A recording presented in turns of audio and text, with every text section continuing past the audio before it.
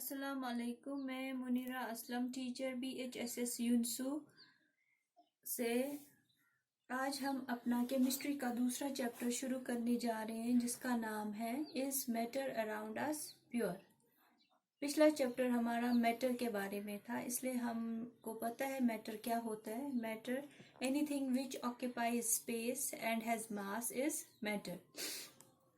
अब हमें इस बार पढ़ना है is matter around us pure, कि जो मैटर हमारे इर्द गिर्द ये जो है चीजें, ये प्योर है कि क्या है।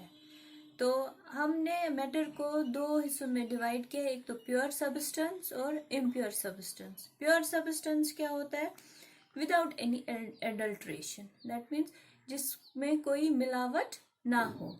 हम देखेंगे कि अगर हम बाजार से कोई चीज लाते हैं, उस पे लिखा होता है प्योर मिल्क या प्योर घी, हम ये कहेंगे कि ये प्योर है कि नहीं।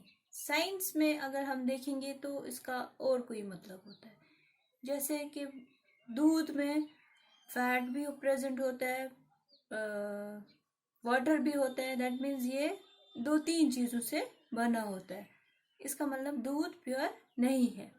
इसी तरह घी है, बाकी चीजें जो हम लाते हैं। अब प्योर क्या होता है? प्योर वो चीज है जो खाली एक कंपोनेंट से बनी हो। Pure made up of only one component. अब हम क्या करेंगे कि प्योर सब्सटेंस जो हमारे हैं वो उनकी क्लासिफिकेशन करते हैं हम into two, elements and compounds में। आज हम पहले पढ़ेंगे कि एलिमेंट्स क्या होते हैं। इससे पहले जो प्योर सब्सटेंस जो है वो is a one which has a uniform composition and always has the same texture, color, taste at a given temperature or pressure. Pure substance वो है जिसके एक ही composition हो और उसका जो टेक्सचर है या कलर है या टेस्ट है वो सेम रहता है। हम एग्जाम्पल लेंगे शुगर, उसका जो टेस्ट है वो हमें पता है स्वीट है। अगर हम 10 दिन के बाद भी वो फिर से लेंगे तो खाएंगे तो उसका टेस्ट वही रहेगा। और अगर हम वो ब्रेक करेंगे वो साइज में चेंज होगा मगर उसकी कंपोजिशन में कोई चेंज नहीं आएगी। और दूसरा करेक्टरिस्टिक क्या है प्योर सब्सटेंस का?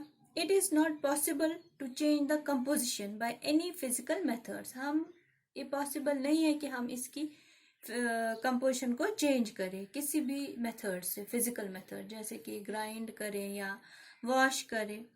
और जो प्योर सब्सटेंस का मेल्टिंग और बॉइलिंग पॉइंट होता है वो फिक्स्ड होता है। जैसे हम वाटर लेंगे, वो दूसरी बात है, हम देखेंगे कि वाटर में मॉलिक्यूल कौन कौन होते हैं वो नेक्स्ट आगे हम पढ़ेंगे। मगर वाटर हम जब लाते हैं बाहर से, प्योर वाटर लिखा होता है उसका, या प्योर डिस्टिल्ड वाटर, हमें उसका पता है बॉइलिंग पॉइंट 100 डिग्री सेल्सियस है और मेल्टिंग पॉइंट 0 डिग्री सेल्सियस है। दैट मीन्स इसके जो बॉइलिंग पॉइंट और मेल्टिंग पॉइंट प्योर सब्सटेंस का है वो फिक्स्ड होता है। अब हम प्योर सब्सटेंस को हमने दो में डिवाइड किया है फर्दर, एक तो एलिमेंट्स और कंपाउंड्स। पहले हमारा है एलिमेंट क्या होता है। Element pure substance which are made up of only one kind of atom. वो एलिमेंट वो चीज है जो खाली एक वन काइंड ऑफ एटम से बना होता है। उसमें खाली अगर प्रेजेंट होंगे एटम्स तो मगर वो एक ही किस्म का होना चाहिए। जैसे हम अगर लेंगे टी पॉट, वो कॉपर की बनी होगी। टी पॉट पता ही होगा जिसको हम चाय दन कहते हैं। तो उसमें जो वो जो बनी होती है वो पूरे खाली कॉपर एटम्स की ही बनी होती है। हम गोल्ड लेंगे अपना, वो भी है एलिमेंट, तो उसको सोनियत इस मानो, तो उसमें भी जो एटम्स प्रेजेंट होते हैं वो खाली गोल्ड के ही एटम्स प्रेजेंट होते हैं। या आयरन नेल लेंगे, कील जिसको हम बोलेंगे, उसमें भी जो एटम्स प्रेजेंट होते हैं वो खाली आयरन के ही प्रेजेंट होते हैं। क्या हुआ आप element? Pure substance which are made up of only one kind of atoms. और अब हम देखेंगे सॉलिड्स में देखा हमने कॉपर, गोल्ड या आयरन। अब हम गैसेस में देखेंगे ऐसे ऑक्सीजन होता है, हाइड्रोजन होता है, नाइट्रोजन होता है। जैसे ऑक्सीजन में खाली जो एटम्स प्रेजेंट होंगे ऑक्सीजन मॉलिक्यूल में वो खाली ऑक्सीजन के ही होंगे। कार्बन होता है, कार्बन सॉलिड में होता है, जैसे हमारे पेंसिल में जो निब होती है, लेड जिसको हम बोलेंगे, वो किसकी बनी होती है? ग्रेफाइट की। वो सॉलिड होता है और उसमें खाली कार्बन के ही एटम्स प्रेजेंट होते हैं। अब हम करेंगे कि कैरेक्टरिस्टिक्स ऑफ एलिमेंट्स क्या है। वो है number 1, they can not be subdivided into simpler parts by any chemical means. हम इसको डिवाइड नहीं कर सकते हैं छोटे छोटे हिस्सों में किसी भी तरीके से। केमिकली हम इसको डिवाइड नहीं कर सकते। जैसे हम लेंगे एक ब्रिक, उसको हम कट करेंगे 2 हिस्सों में, फिर से हम 2 में आ गया, 2 को फिर से कट करेंगे कि जब तक बिल्कुल हमारा लास्ट वाला जो एलिमेंट ना रहा। वो लास्ट वाला जो है वो फर्दर फिर हम सब डिवाइड नहीं कर सकते हैं। और दूसरा कैरेक्टरिस्टिक क्या है एलिमेंट्स का? इंडिविजुअली और in combination elements form everything in the world. जो भी चीज़ हमारी इस दुनिया में है वो अलग अलग हो या कॉम्बिनेशन में, वो एलिमेंट की बनी होती है। और हमें ये भी पता है there are 118 known elements in periodic table. Periodic table हम आगे पढ़ेंगे या नेक्स्ट क्लास में हम वो पढ़ेंगे। फिलहाल हमारे पास कितने एलिमेंट्स हैं? 180। अब हम क्लासिफिकेशन ऑफ एलिमेंट्स करेंगे on the basis of physical states. ये हमने पढ़ा है पिछले चैप्टर में कि एलिमेंट जो क्लासिफाई है वो हुए हैं into solid, liquid and gas में।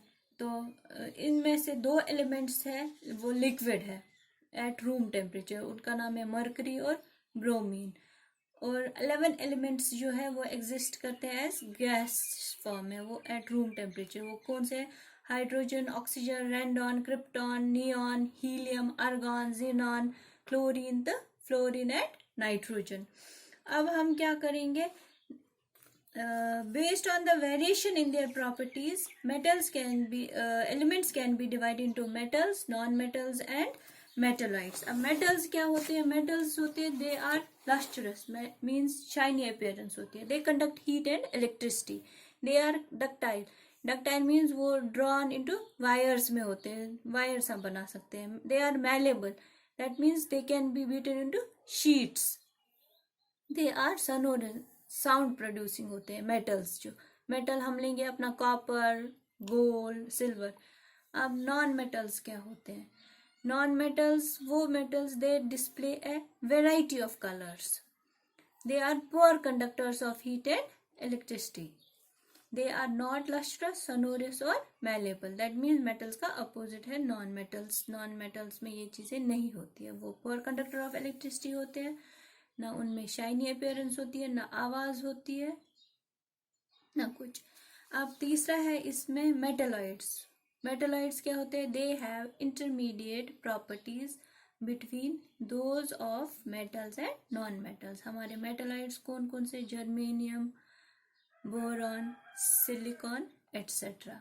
तो ये है on the variation in their properties. They are divided into metals, non-metals and metalloids.